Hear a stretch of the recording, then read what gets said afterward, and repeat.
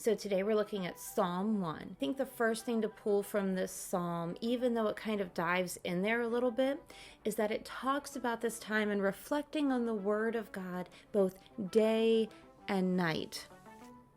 In the voice it says, "For you, the Eternal's word is your happiness. It is your focus from dusk till dawn." Other translations will word this a little different, but the idea is that every day, all day, different times of day, we're focusing on the Word of God. Now, here's why I'm starting with that, because a lot of us will say, I have my devotion time. I have my time from this time in the morning, or I try to do it once a day and it varies. And we picture sitting down with our Bibles in deep study, memorizing the Word. And those are all wonderful things. And I highly recommend that if you don't have a time, you try to find a time that works for you, wherever that fits in your day, because it is important to be in the Word of God. But one of the reasons for these videos is that we know our schedules are absolutely crazy, and we know there are times we simply struggle to sit and read, so take comfort in this. When you go and you study this idea of sitting with the Word of God, with reflecting on it, with focusing on it, with it being the object of your focus both day and night, is not just a time of devotion where we're sitting with our Bibles and reading. Instead, it means that in our minds and in our hearts and deep in our soul, we are taking the Word of God, not just the psalm we're reflecting on today, the entirety of the Word of God, the promises of God, everything that He does, everything that He is, every way that He's created the world. You can look around you, that we want to interact with the truth in the light of God in our minds, in our hearts, in our interactions with others, that we want to reflect on God's truth of who He is, of who we are, of our place in this world and our relationship with Him, and let that change us. Let us marinate in that goodness. Let us remember the promises of this psalm, that we are like the righteous. And how are we like the righteous? Well, this psalm, Psalm 1, it's in this kind of genre of wisdom literature. You might know wisdom literature from the book of Proverbs, where it's all the good advice sayings for life. Well, this psalm is very much like that. It's saying, if you want to know the difference between the wicked and the righteous, here it is. And it's really describing that difference. We know this because there's this thing called literary structure, and it's the way that the words are written, the structure that it's in. Think of the Psalms as poetry. And poetry, as we know, takes all different kinds of forms. The form of this poetry is very interesting because it's set up that in storytelling, in studying, in reading, the way it's written, it's a compare and contrast, the righteous and the wicked. And so we get this constant going back and forth of what it looks like. So we have a couple comparisons. We have the idea of the righteous being really firmly rooted, as we have the tree by the stream. We hear that the language that's used around them is more eternal. It is, no matter what you do, you prosper, you'll delight in the Lord. And then we hear about the wicked. And they are like, in the voice, it's called the fallen husk of wheat. In many translations, it's called chaff. And that's after the wheat is pounded out, right? It's the little bits that are left. And they just blow in the wind. They're so light. If you've ever had a bad allergy day, you will know that sometimes you look outside and you're like, oh, you can even see the stuff floating around in the air. It's like that. It's really light, and it'll just blow by. And that's what the wicked will be like, that everything is so temporary for them. And so this chaff, this is really cool. The reason it gets separated out, animals could eat it, it's that part of the grain, but humans can't digest it. And so what an interesting thing to be used to describe the wicked, something that people would have seen in their everyday life as part of the food making process, as part of harvesting crops, would have known this, would have worked with this, and thought, well, this is a piece that's not nourishing to us. And what is nourishing?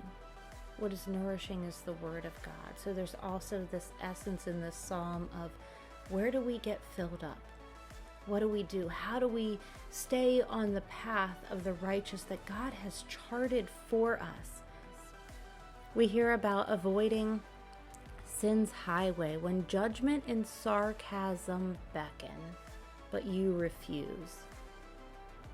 If your day involves other people, you may have to face this several times a day. How not to get sucked into judgment and sarcasm. You see, judgment, we hear again and again in the truth of God that God is the one who judges. But oftentimes, this creeps into our lives, even if it's not obvious to us at first what's happening. We want to compare ourselves to others because we think our righteousness comes from the walk of our everyday lives or our interactions, or what can I do? What are the words I can have? What are my actions that I can earn my righteousness? Well, righteousness is a blessing from God as part of who we are, as part of the gift of love that we accept. And sarcasm. We have to watch sarcasm in our own lives and how we say things to others, because sarcasm is not genuine. Sarcasm is a way to say or do things that can be hurtful. And we never know where another person is. So we should always watch over our words so that we can be loving and truthful in our words.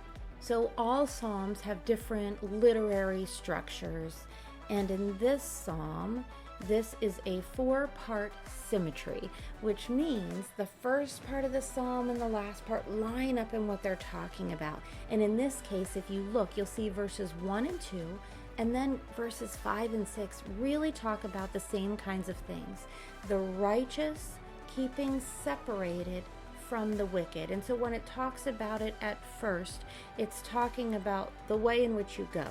And then it circles back around to that in verses 5 and 6, talking about the end, judgment, how that separation in the way of the righteous and the wicked will look differently.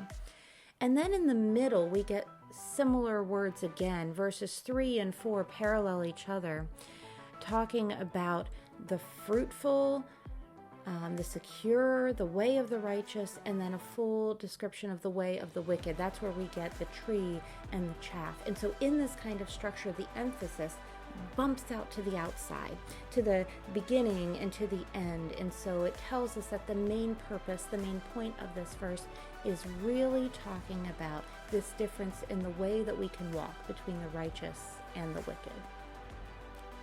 We hear how it ends.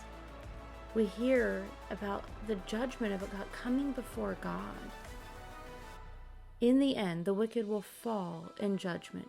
The guilty will be separated from the innocent. Their road will suddenly end in death, yet the journey of the righteous has been charted by the Eternal.